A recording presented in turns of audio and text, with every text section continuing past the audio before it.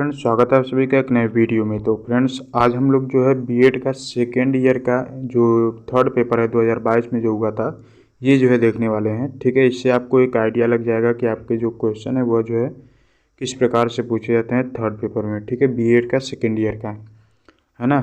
और ये जो है पेपर का नाम है, यहाँ पर देख सकते हैं। उसके बाद अगर समय जो है देखें तो समय जो है 3 घंटे का होता है, ये तो आपको पता ही होगा। और जो है मैक्सिमम मार्क्स आपका 80 नंबर का होता है। और उसके बाद देखिए यहाँ पर ये जो है निर्देश लिखा हुआ है कि सभी खंडों के उत्तर निर्देशानुसार दीजिए। ठीक है, उसके बाद जो है यह देखिए निर्देश लिखा है कि यह प्रश्न पत्र 3 खंडों में विभाजित है। खंड अ के सभी प्रश्नों के उत्तर 50 शब्दों में, खंड ब के सभी प्रश्नों के उत्तर 200 शब्दों में तथा खंड स के किन्हीं 2 प्रश्नों के उत्तर दीजिए। और जो है ये जो है आपका 500 शब्दों में देना है। ठीक है, उसके बाद जो है सबसे पहले खंड अ देखते हैं। खंड अ में आपका सेक्शन ए है। ठीक है, सेक्शन ए में आपका जो है अति लघु उत्तरीय प्रश्न ही होता है। ठीक है, यहाँ पर देख लीजिए सभी प्रश्नों का उत्तर दीजिए। और ये जो है 1-1 नंबर का होता है, तो 10 क्वेश्चन आपको यहाँ से जो है करने हैं। सबसे पहला क्वेश्चन देखिए, उपनयन संस्कार क्या होता है। ठीक है, ये जो है इंपॉर्टेंट क्वेश्चन है। जो भी इंपॉर्टेंट क्वेश्चन है और बार बार पूछे जाते हैं वो मैं आपको जो है बताता चलूँगा, वो जो है आप लोग नोट कीजिएगा। ठीक है, और अभी जो है हम सिर्फ क्वेश्चन पेपर देख रहे हैं, इसका आंसर भी मैं आपको बहुत ही जल्द प्रोवाइड करा दूंगा। ठीक है, फिर उसके बाद नेक्स्ट क्वेश्चन देखिए, राष्ट्रीय अध्यापक शिक्षा परिषद के क्षेत्रीय कार्यालय के बारे में आपको जो है लिखना है। और उसके बाद जो है वैदिक काल में छात्र जीवन पर आपको लिखना है। ठीक है, और वैदिक काल की कैसी शिक्षा होती है ये भी आपसे जो है पूछा जाता है। और एकलव्य के बारे में आप लोग जानते होंगे, तो एकलव्य के बारे में भी लिखना था कि क्या है, कौन उनके गुरु कौन थे, द्रोणाचार्य। ठीक है, वगैरह वगैरह ये सब चीज़ें।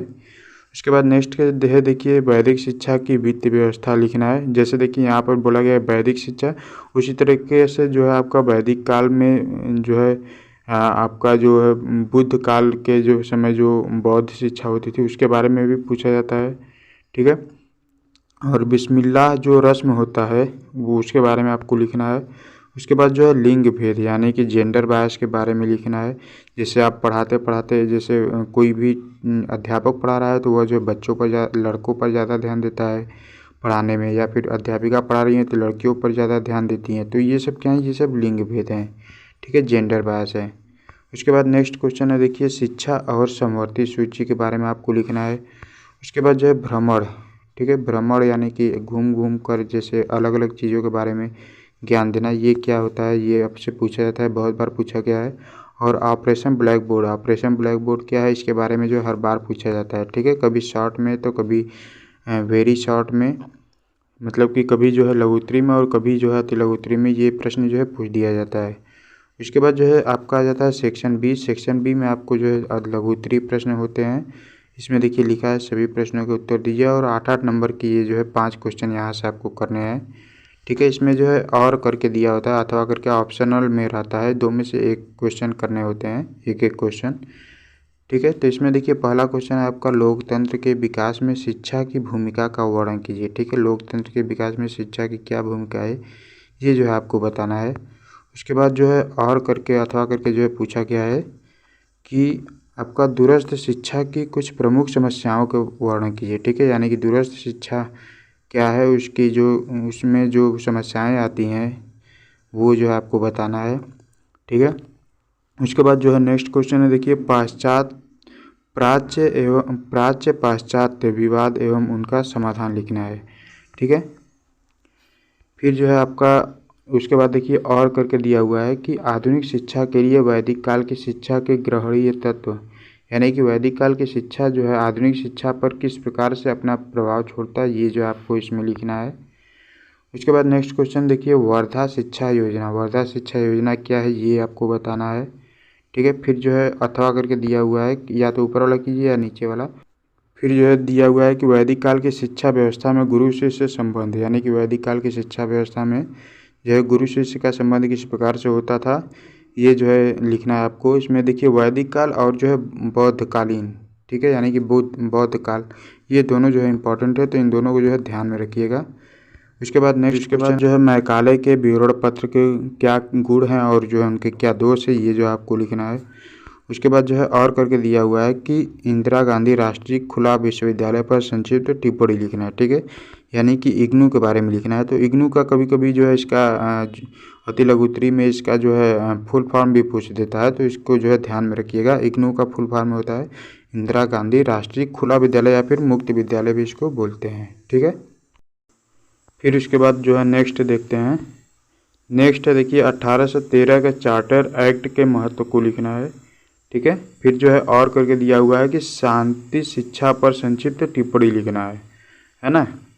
फिर उसके बाद आपका आ जाता है सेक्शन सी। इसमें जो है कि कोई भी 2 प्रश्न बस करना है, 15-15 नंबर के 2 प्रश्न यहाँ से करना है आपको, ठीक है, 500 शब्दों में। तो इसमें देखिए सबसे पहले क्या लिखा हुआ है कि वुड का घोषणा पत्र भारतीय शिक्षा का शिलाधार कहा जाता है। इसका कुछ महत्व 1854 में हो सकता था, किंतु अब उसको भारतीय शिक्षा का शिलाधार कहना हास्यास्पद होगा, विवेचना कीजिए, ठीक है। यानी कि वुड का जो घोषणा पत्र था जो 1854 में जो है लाए थे, उसके बारे में जो आपको लिखना है, ठीक है। फिर उसके बाद जो है अगला क्वेश्चन देखते हैं। उसके बाद नेक्स्ट है देखिए निम्न में से किन्हीं कोई भी 2 पर जो है टिप्पणी लिखना है।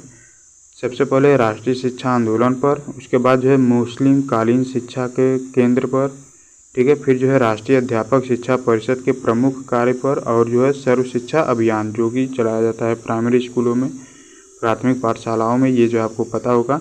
इसमें से कोई भी 2 पर आपको टिप्पणी लिखना है, ठीक है। फिर इसके बाद नेक्स्ट क्वेश्चन देखिए शिक्षा के गुणात्मक सुधार हेतु राष्ट्रीय शिक्षा नीति 1986 द्वारा प्रस्तावित महत्वपूर्ण कार्यक्रम जो चलाए गए थे उस पर जो है लिखना, आपको विवेचना करनी है। फिर उसके बाद जो है नेक्स्ट क्वेश्चन देखिए बौद्ध शिक्षा प्रणाली की प्रमुख विशेषताओं का वर्णन कीजिए तथा आधुनिक शिक्षा में बौद्ध शिक्षा प्रणाली की मुख्य देन का उल्लेख कीजिए, ठीक है। अभी देखिए हमने बताया ना बौद्ध शिक्षा और जो है आपका जो है वैदिक शिक्षा, ठीक है। बौद्ध शिक्षा और वैदिक शिक्षा जो है बहुत ज़्यादा इंपॉर्टेंट है। तो इस प्रकार से ही आपको जो है क्वेश्चन पूछे जाते हैं। इसका आंसर भी मैं आपको बहुत ही जल्द प्रोवाइड करा दूंगा। आई होप कि इस वीडियो से आपको काफ़ी ज़्यादा हेल्प मिलेगी, ठीक है। और इस वीडियो को जो है लाइक कीजिएगा और अपने जो है क्लासमेट के साथ भी शेयर कीजिएगा ताकि उन्हें भी इसका लाभ मिल सके, ठीक है। और चैनल पर अगर पहली बार आए तो चैनल को सब्सक्राइब करके बेल आइकन को प्रेस कर लीजिए। ऐसे ही एजुकेशनल वीडियो आपको आगे भी मिलती रहेंगी।